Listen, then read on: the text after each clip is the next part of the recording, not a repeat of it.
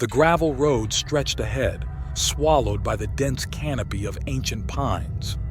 Ranger Mark hummed along to the radio, the rhythmic thump reassuring in the growing darkness. Suddenly, a figure materialized in the headlights, a dark silhouette thumbing a ride. Mark slammed on the brakes, heart hammering against his ribs.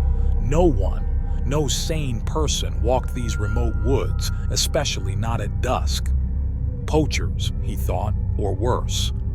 He swerved around the figure, a spray of mud erupting, and sped up, guilt gnawing at him. But then, something unsettling happened. The road began to repeat. Landmarks he'd sworn he passed moments ago reappeared.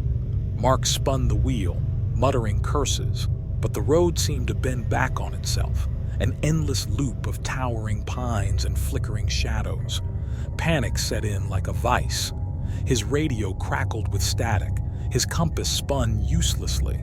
He was utterly lost, trapped in a maze of green shadows. And then he saw him again. The hitchhiker, standing motionless by the side of the road, bathed in an unnatural silvery light emanating from him. He hadn't moved, hadn't blinked. As Mark got closer, the figure raised a hand, beckoning. This time, fear choked down reason. Mark slammed on the brakes, throwing the truck into reverse. Tires squealed, but the road seemed to shift, blocking his escape. The figure began to walk, slow and deliberate, towards the truck. Panic turned to terror. In the moonlight, Mark saw his face, gaunt, etched with unnatural grooves, eyes glowing with an eerie inner fire. This was no man, no poacher.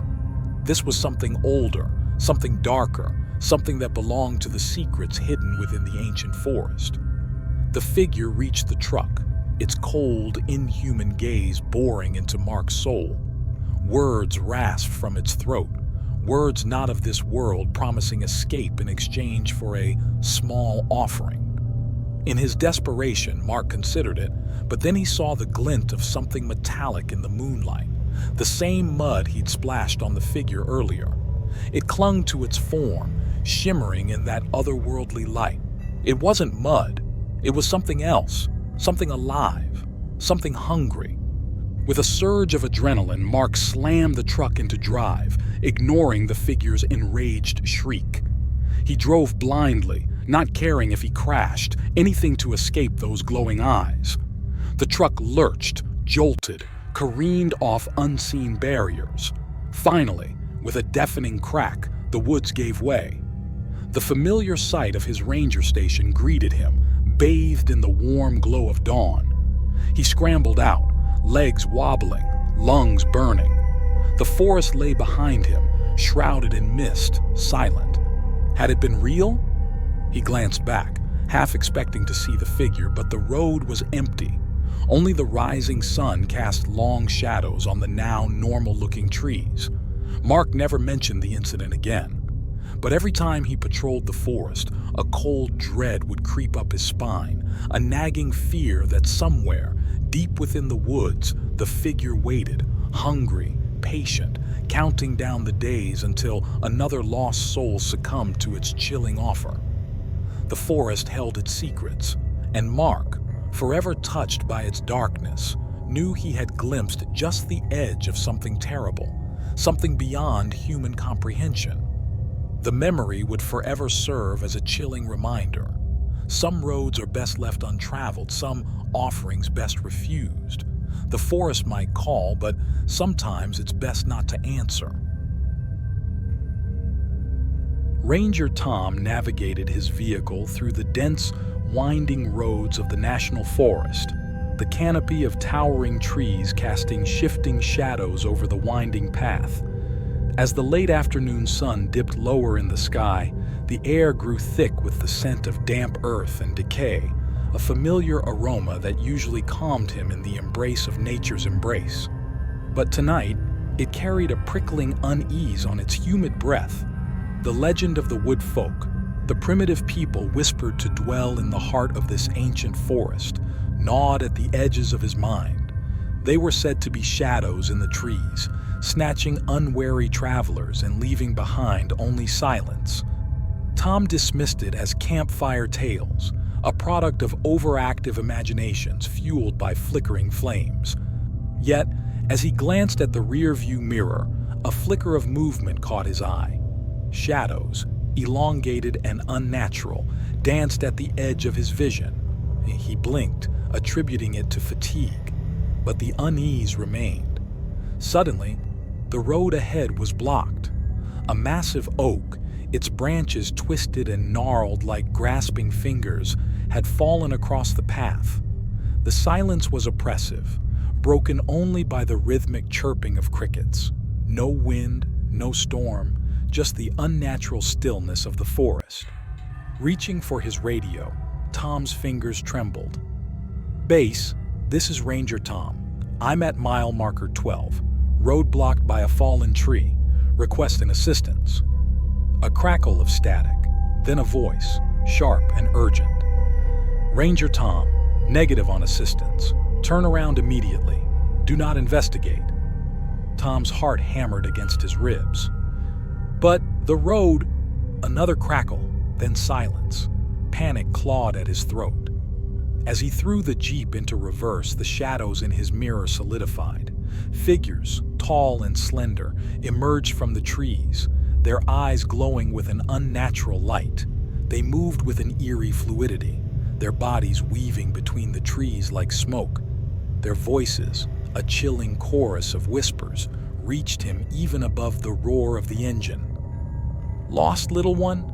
Come home with us, to the heart of the wood." Tom slammed on the brakes, the Jeep skidding to a halt. He could see them now, closing in, their forms shifting and warping like phantoms. Their eyes, burning embers in the fading light, held him captive. Desperate, he fumbled for his radio, but it was dead. The whispers grew louder, a chilling melody that seeped into his bones. He knew then, with a chilling certainty, that the woodfolk were real and the stories were true. As the figures closed in, Tom closed his eyes, bracing for the darkness. But instead of pain, he felt a rush of air, the Jeep lurching forward.